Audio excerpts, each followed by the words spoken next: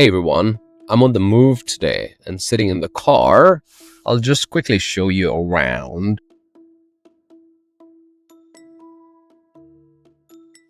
While I'm sitting in the car, I decided to do a quick video on a question that's been burning in the Kaspa community's mind. Could market makers actually be suppressing the price of Kaspa? A lot of you have asked this question, so let's break it down properly step by step.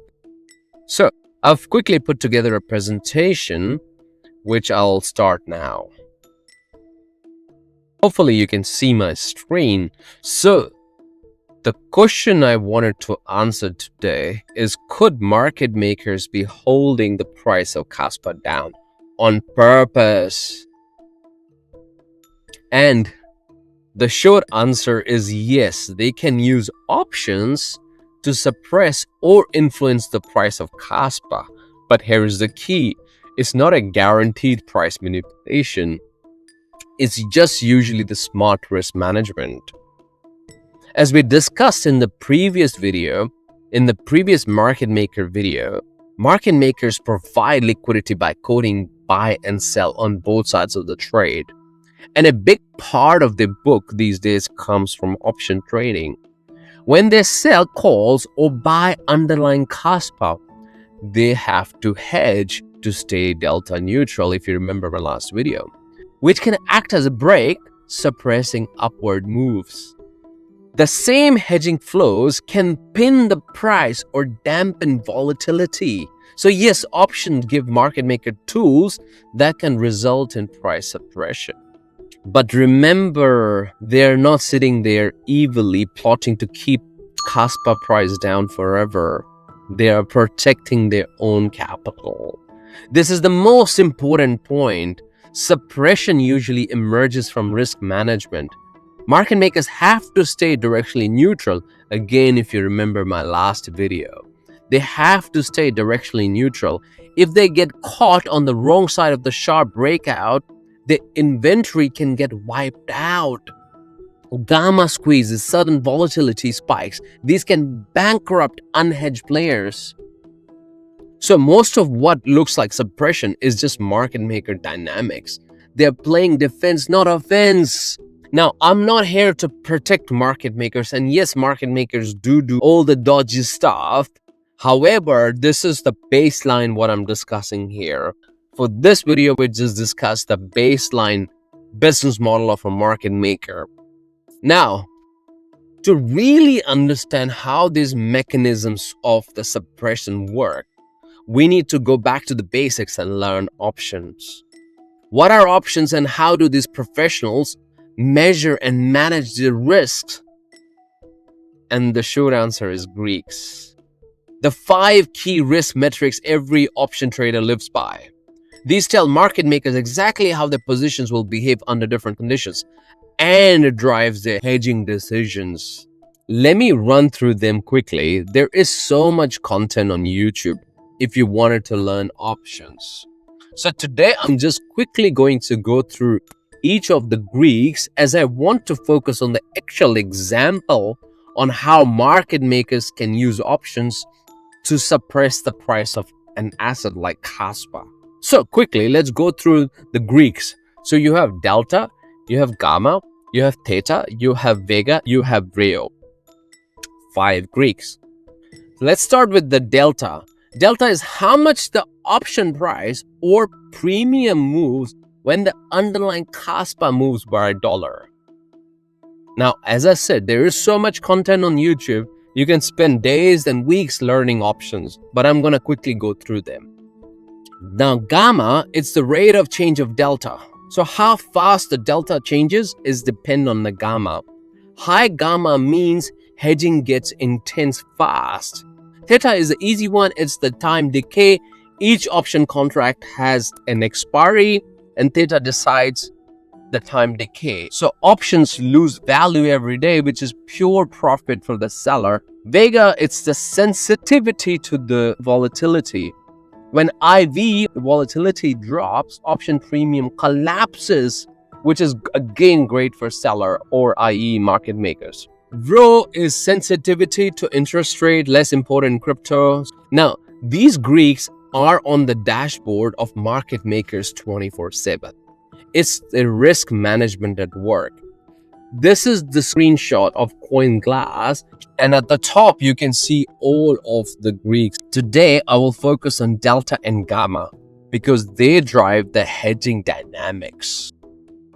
So let's walk through a realistic scenario for Kaspa. Imagine Kaspa is trading at 0.05. Market makers decide to sell a large volume out of the money call option with a strike price of 0.08 with 30 days expiry. Remember Vega? 30 days expiry. So it's the expiry of this contract. These calls only become valuable if Kaspa breaks above 0.08, meaning the market maker is the seller in this scenario. Market maker sells this contract to a buyer, and this contract only becomes valuable if the price breaks above 0.08. By selling these calls, the market maker collects a hefty premium upfront.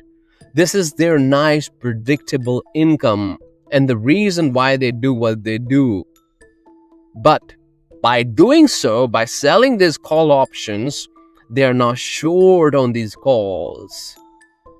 Once they sold these options, they have to manage their Greeks. So let's look at the Greeks quickly. Once they sold these calls, their initial delta is negative 0.15. Their gamma is negative 12.18. And the time to expire is 30 days with IV of 133.5%. Everything stays fine, everything is fine while the price stays quiet. But suppose buying pressure kicks in and Kaspa rallies towards 0.075. As the price moves up, the delta on the short pole shift dynamically from negative 0.15 to negative 0.45. Why?